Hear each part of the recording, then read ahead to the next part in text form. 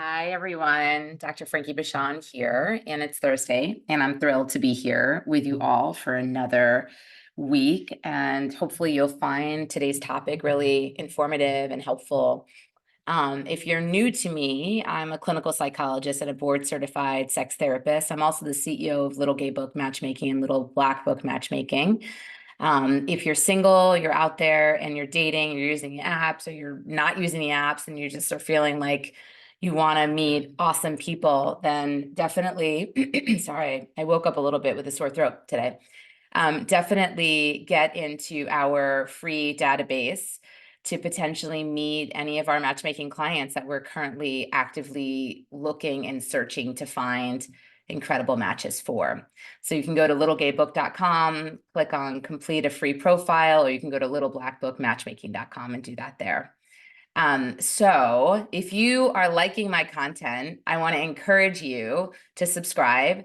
I've got over, I think now it's like 15,300 subscribers. So I'm grateful to you all. And it helps me to keep showing up and putting out content, knowing that I'm actually giving you things that are helpful, information, tools, skills, and so on.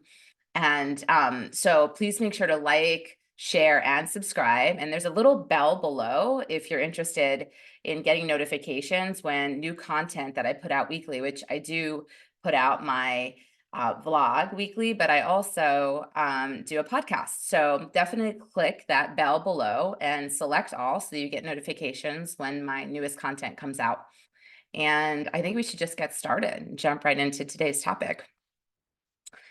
Why spending time more apart might improve your relationship, which sounds like the opposite of really what you might think you need to do. And this is why I'm talking about this today. So here's a problem that often crops up in even the most successful long-term relationships. Though you're grateful for the relationship because it's healthy and stable, you're also a little bored. Maybe things just feel a little dull. Maybe you're having less sex or starting to feel like you're just roommates. A common reaction to this feeling is to try to invest further in the relationship, planning more dates, taking trips, or spending more intentional time together and communicating, of course. These things are almost always a good idea, but there's another helpful approach you may not be considering, which I want you to think about, which is spending less time together. And here I'm going to explain in a moment why I think this. Separate activities keep novelty and mystery alive. Novelty and mystery, in their own way, are the driving force behind the early stages of a relationship. We want to know everything about this new person you're infatuated with. What was their childhood like? How do they take their coffee? What do they think of all your favorite movies? Everything they do is fresh and charming, and you're delighted by each new personality trait or piece of personal information that they share with you and that you discover. Over time, as your connection becomes a long-term relationship, novelty and mystery are slowly being replaced by security and stability. You already know all your partner's go-to funny anecdotes at parties. You know their Chipotle order by heart. This has its own value, and the intimacy of knowing someone deeply is special. But when people talk about feeling stuck or like the romance is gone, they're actually talking about missing the sense of novelty and mystery that once existed about their partner. Intentionally doing some parts of your life apart is one way to keep some of this alive in your relationship. So imagine your partner taking a poetry class on their own. You get to learn about their fellow students and what they're learning on their own.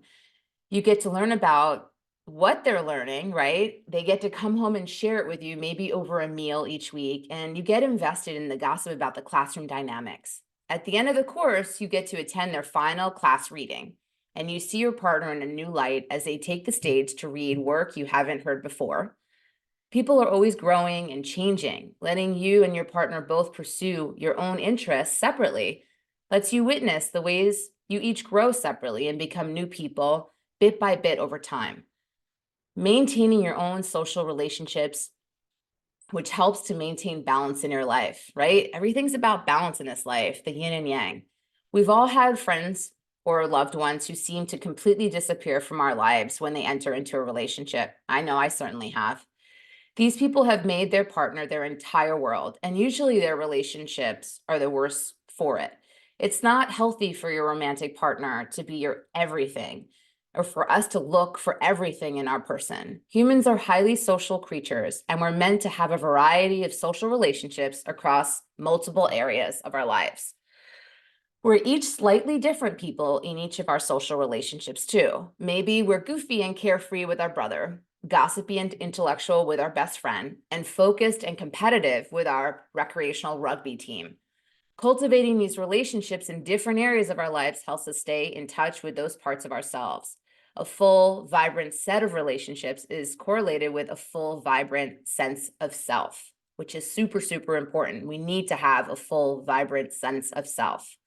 This includes investing in those relationships as an individual, not bringing your partner to every single hangout, effectively showing up to the relationship as a unit.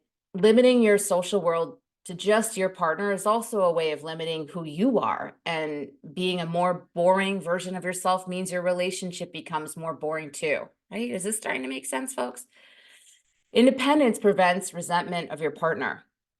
When someone's only major social relationship is their partner, it doesn't just make their world smaller, it can cause a lot of active problems in their relationship. It puts an enormous amount of pressure on a person to be their partner's everything, their only form of social support.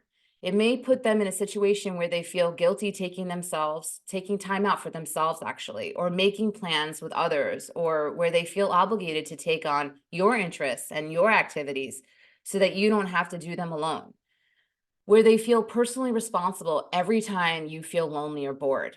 Can you imagine? Like the weight that just feels super heavy. Many of us saw the impacts of those during those kind of couples during quarantine, during the pandemic, where we felt our social circles constricted our lives in partners. A surprising number of fights grow out of this. Arguments about whether to go out or stay in on a Friday night, about being stuck in the house and never going out and doing anything, about how you've always wanted to do X activity, but your partner doesn't, so you've never been. Being open to doing these things separately, either with other people or alone, instantly relieves that tension from all of these arguments. At the end of the day, you are responsible for your baseline level of satisfaction in life, not your partner, and it's each of our jobs to invest in our building the kind of life we want to live.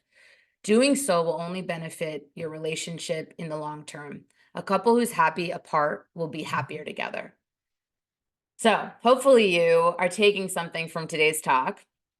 And if this sounds like you in some way, or it resonates for you, or you have a friend that you know is engaging in their partnership in this way, I encourage you to share and maybe even bring it up in conversation, have a discussion about it. I do know that I once had a really good girlfriend of mine question why I went out without my partner to galas or functions. And I remember explaining this. This is like over a decade ago. And it was just like so foreign to her. She couldn't understand how in the world I would go to events where most people show up partnered. And it's just healthy. It's healthy to have your own stuff going on, and it infuses energy and excitement into the relationship. It builds self-confidence, self-esteem, and self-worth. So thanks so much for tuning in today. Kisses, hugs. I look forward to seeing you all next week.